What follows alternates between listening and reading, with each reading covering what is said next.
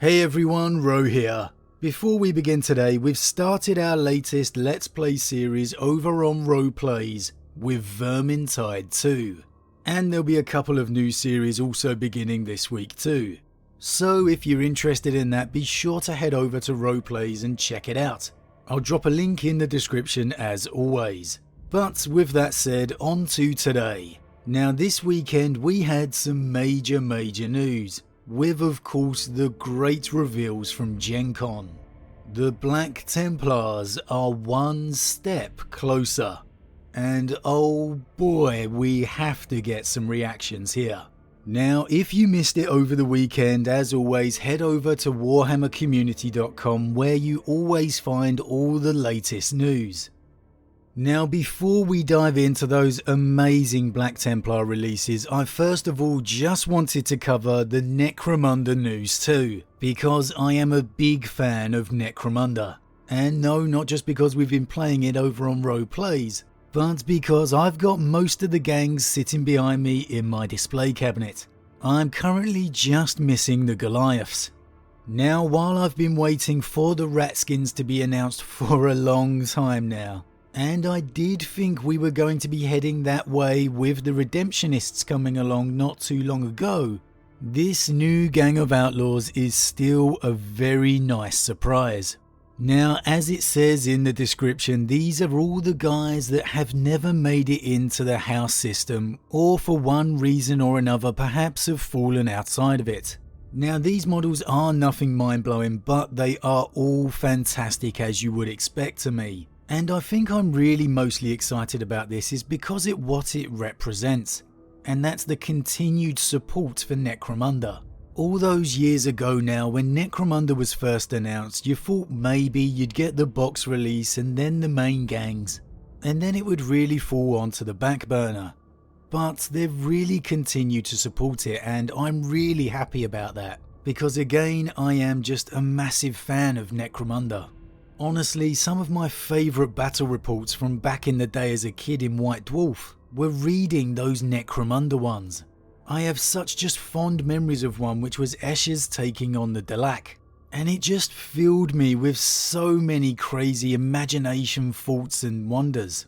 So when Necromunda stopped being supported and disappeared, I was really upset. So now having it back and having it continue to be supported is just fantastic. And the same can really be said for Kill Team, because of course that is just going from strength to strength as well. I do have hopes of maybe one day seeing Gulka Mulka return, but we'll just have to wait and see for that one. However, again for these models, they look great. I'm definitely looking forward to them coming out. The artwork on the new book release is again nothing short of stellar. But the big thing for me for Necromunda was the reveal of the Underhive market. I don't know what it is, it's nothing amazing, it's literally just a couple of Underhive stalls. But it's the fact now that we're really being able to play out all those imaginations on the tabletop. It's really something that just speaks to me because like I said, I've been a fan of Necromunda for such a long time. Now again, I'm just waiting on those Ratskin Renegades, because if they get teased anytime soon, I will be over the moon. However, back onto the main event, and of course we are talking Black Templars. Now we know this has been a long time coming with the teaser reveals that we've had going over the past few months. And just seeing that old school art, man, does that give you the feels or what? We know the Crusader's been calling, and we can just see, oh look at that box set art before we even get to the models. Look, we know I am a man of Russ and a Space Wolves man at my very core, but there is something about the Black Templars. Is it because of the ties to the Templars that just invoke mystique of our real life history, those crusading warrior knights? Or is it just because the Black Templars within the Warhammer 40k lore represent something that other chapters just can't quite match? Those holy warrior monks, worshipping and believing in the God Emperor of mankind. I don't know what it is, but they definitely invoke something within me. And I guess most of you as well, because the Black Templars are insanely popular. But what are we getting in this army set? So we're getting 13 miniatures including 12 new Black Templars, a Marshal, the Emperor's Champion and 10-man Primaris Crusader squad, with apparently a ton of building options and of course the Redemptor Dreadnought. And well, just look at these guys. I don't know what to say, I'm honestly a little speechless. I knew they would look good, but man, do these guys look good. First of all, the Emperor's Champion, because we've seen him now for a few weeks, leading the four down at the front, honouring the Emperor's Champion of old, but just updating it to the new quality sculpts. He looked good on his own, let's not beat around the bush, we all knew that. But seeing him included with the rest of the Black Templars, it just kind of takes him to the new level. And really it's that sword, the black sword, just look at it. The painting job on it is nothing short of absolutely outstanding. One which many of us can only ever dream of. But man, does it live up to that mystique, the lore behind it. You see that sword and oh, it just speaks to you on so many levels.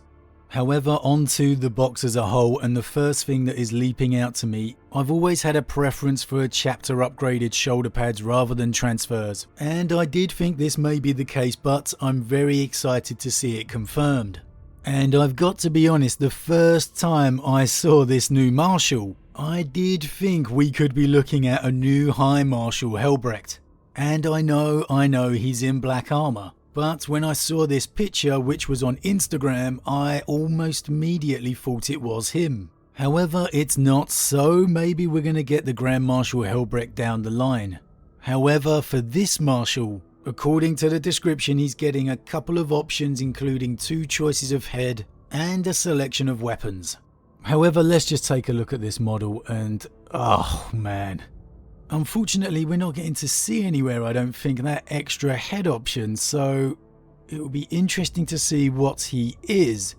I'm guessing it will just be maybe a helmeted option.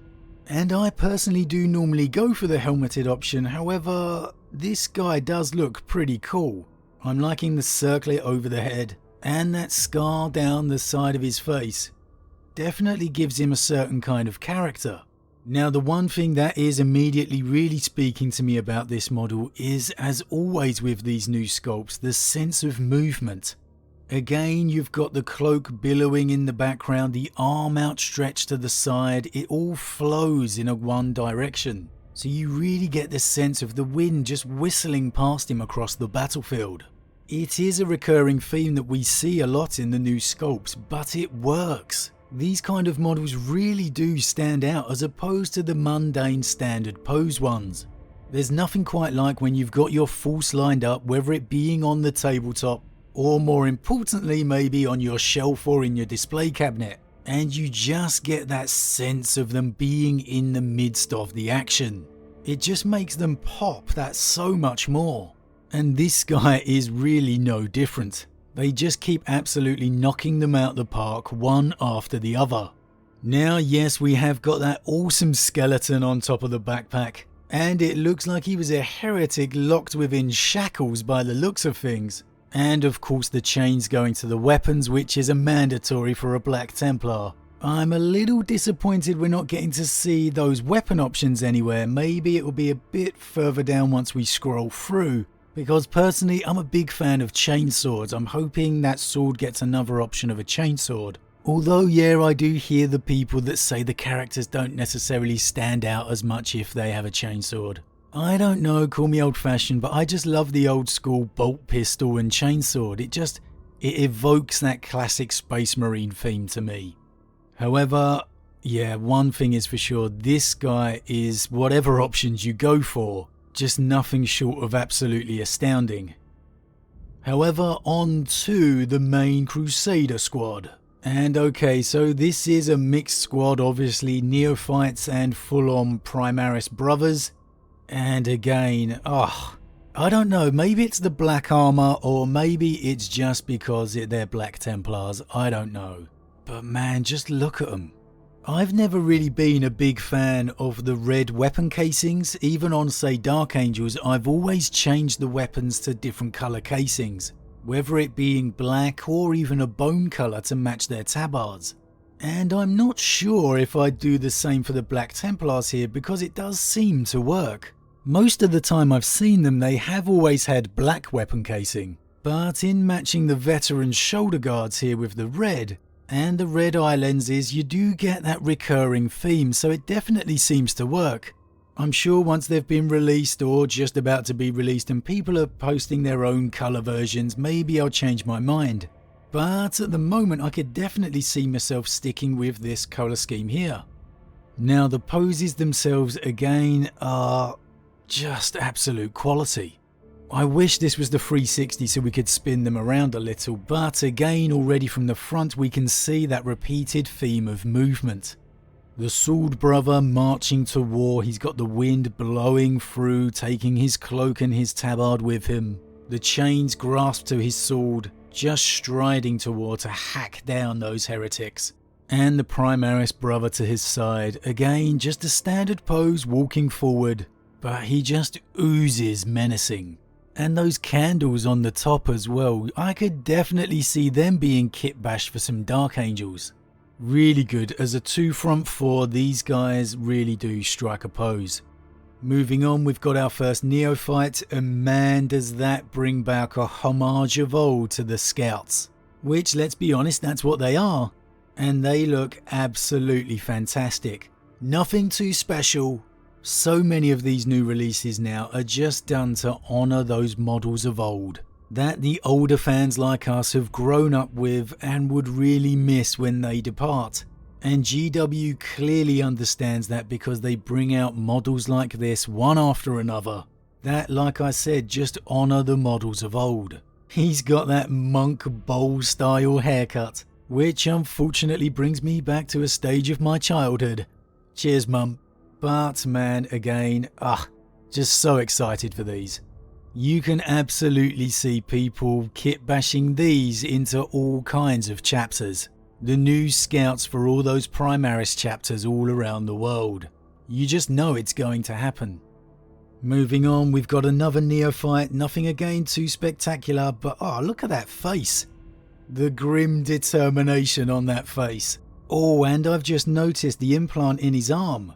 Oh, now that is the subtle detail I love. And look at the guy on the right, that may be my favourite pose yet. Just standing there with the swagger, chainsword in one arm, bolt pistol raised in the other to blow some heretic's scalp off. Oh, these guys are good. These guys are good.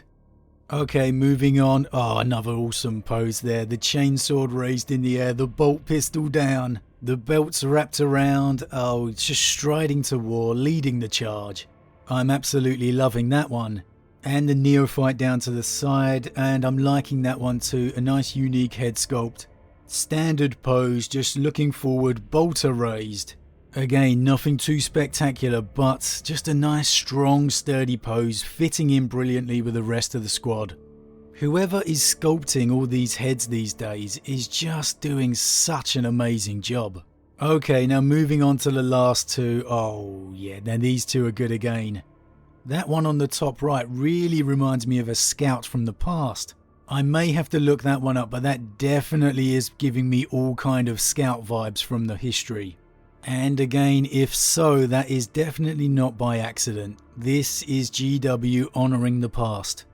Then the dude on the bottom left, just a bolter wrapped in chains. I'm liking that. Striding forward, all kinds of attitude. And the head sculpt is just on point. This is an amazing box set.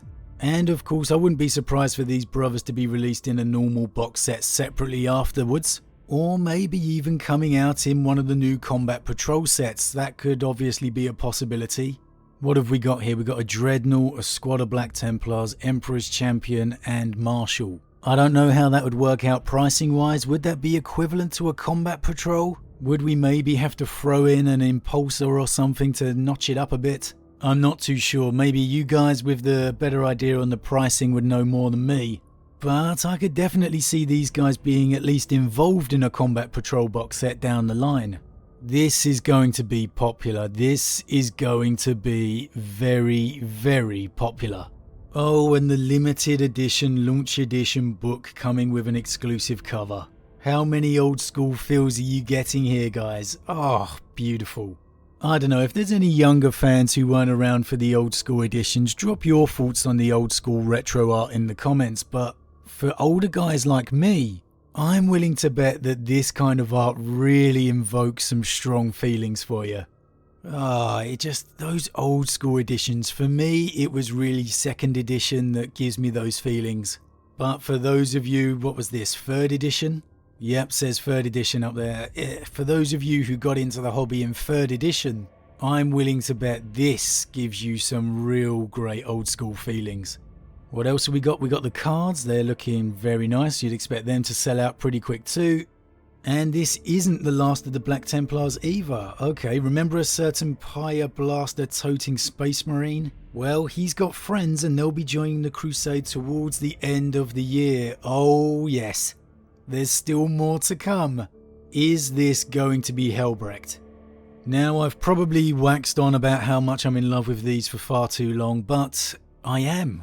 And I'm assuming you guys are too. Drop your thoughts in the comments, but with more Templar releases coming down the line to accompany these guys, I had started a White Scars force to accompany my wolves, which I love, don't get me wrong. I am a huge White Scars fan.